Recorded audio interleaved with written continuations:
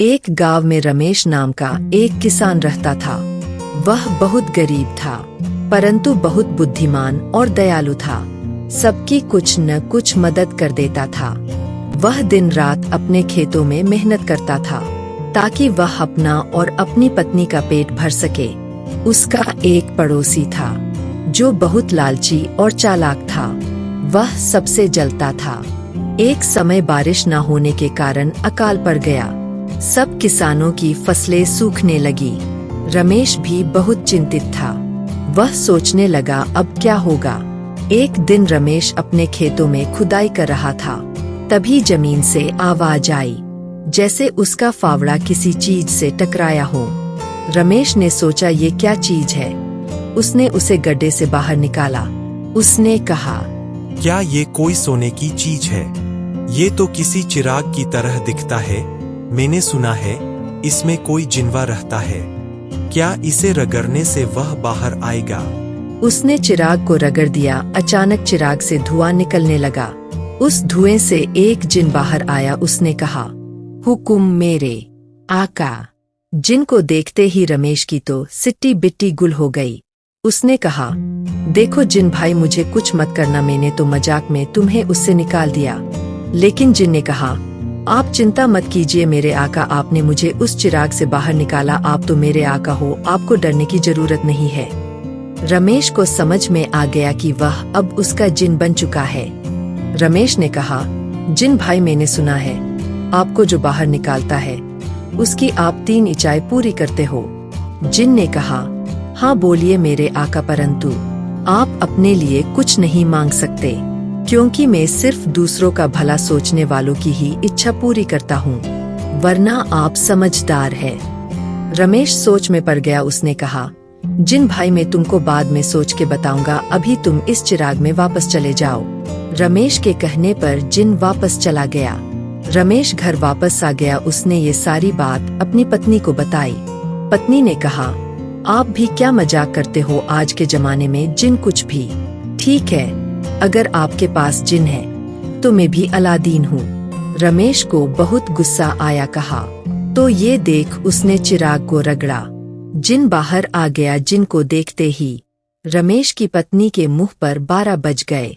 उसने कहा, हे मेरे पति परमेश्वर, मुझे माफ कर दो, कहीं ये मुझे खा ना जाए, मैं तो आपसे मजाक कर रही थी। रमेश ने कहा, अब अकल आई ना पागल औरत। पत्नी ने कहा, ठीक है, अब इसे जल्दी छुपा दो, कहीं कोई देख ना ले। रमेश ने जिन को चिराग में जाने को कह दिया। जिन के जाते ही रमेश ने चिराग को छुपा दिया। रमेश पूरी रात सोचता रहा कि क्या मांगे। सुबह होने पर उसने सोच लिया और जिन को बाहर निकाला और कहा, क्योंकि जिन भाई, इस गांव में हर साल सूखा पड़ता है, जिससे सभी किसानों का नुकसान होता है, इसलिए मेरी पहली इच्छा है इस गांव में हर साल समय पर बारिश हो। मेरी दूसरी इच्छा है कि कोई किसान भूखा ना सोए, जो सबको अनाज देता है उसके घर में अनाज की कमी ना हो। मेरी तीसरी इच्छा है कि तुम बहुत सालों से इस चिराग में बंद हो, इसलिए आज मैं तुम्हें इस चिराग से मुक्त करता हूँ। रमेश की ये तीनों इच्छाएं पूरी हो गई और जिन भी आजाद हो गया।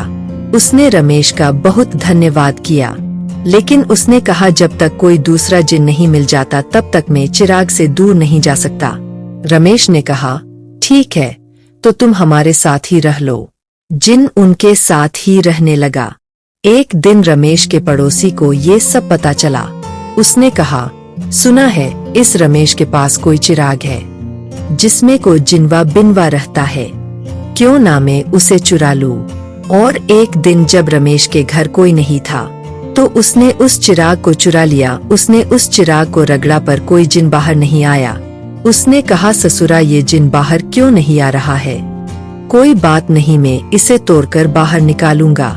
जैसे ही वो चिराग को तोड़ने गया, क्योंकि चिराग में कोई जिन नहीं था, इसलिए चिराग ने उसे ही अपने अंदर कैद कर लिया और चिराग वहां से गायब हो गया। जिन भी हमेशा के लिए आजाद हो गया, पर वो रमेश को छोड़कर कभी नहीं गया।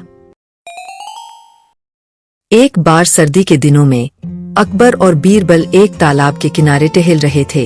अकबर रुके और तालाब के ठंडे पानी को देखकर बोले, मुझे नहीं लगता कि इस ठंडे पानी में कोई एक रात भी रह पाएगा। बीरबल ने इसे एक चुनौती के रूप में लिया और कहा कि वह किसी ऐसे व्यक्ति को खोज कर लाएंगे जो यह कर सकता है। अकबर ने कहा, यदि कोई झील के इस ठंडे पानी में एक रात बिता पाएगा तो मैं उसे 1000 सोने के सिक्के इनाम के तौर पर दूंगा। जल्द ही बीरबल को एक ऐसा गरीब आदमी मिला जो 1000 सोने के सिक्कों की चुनौती के लिए तैयार हो गया। वह गरीब आदमी पूरी रात उस ठंडे पानी में खड़ा रहा और 2 शाही रक्षकों ने वहां पहरा दिया। सुबह इनाम के लिए उस आदमी को दरबार ले जाया गया। राजा ने उस आदमी से पूछा कि वो इस बर्फीले पानी में रात भर कैसे खड़ा रहा, तो उसने जवाब दिया, महाराज, मैंने कुछ दूर पर एक दीपक रखा था, उसे मैं पूरी रात देखता रहा, जिससे मुझे थोड़ी गर्मी का एहसास होता रहा। यह जानने पर बादशाह ने कहा, यह आदमी इनाम के योग्य नहीं है क्योंकि वह जलते हुए दिए से गर्माहट ले रहा था। वह गरीब आदमी निराश हो गया और बीरबल के पास मदद के लिए पहुंचा। बीरबल अगले दिन दरबार में नहीं गए। अकबर इसका कारण जानने के लिए बीरबल के पास पहुंचे। राजा ने देखा कि बीरबल लगभग 6 फीट ऊपर रखे एक बर्तन के साथ आग के पास बैठे हुए हैं। अकबर के पूछताछ करने पर बीरबल ने कहा, मैं खिचड़ी बना रहा हूँ महाराज। अकबर हंसने लगे और कहा कि ये असंभव है। बीरबल ने कहा, यह संभव है महाराज। यदि कोई आदमी दूर में रखे जलते हुए दीपक को देखकर गर्म रह सकता है, तो मैं भी इस खिचड़ी को उसी तरह से पका सकता हूँ। अकबर को बीरबल की बात समझ आ गई और फिर उन्होंने उस गरीब आदमी को चुनौती पूरी करने के लिए पुरस्कृत किया। कहानी से सीख, एक उम्मीद की किरण भी लोगों को कड़ी मेहनत करने के लिए प्रेरित कर सकती है। अगर आपको हमारी कहानियाँ पसंद है तो सब्सक्राइब कर लेना, क्योंकि अब हम और भी मजेदार कहानियाँ आपके लिए लाते रहेंगे। कहानी कैसी लगी कमेंट करके बताएं। वीडियो को पूरा देखने के लिए धन्यवाद।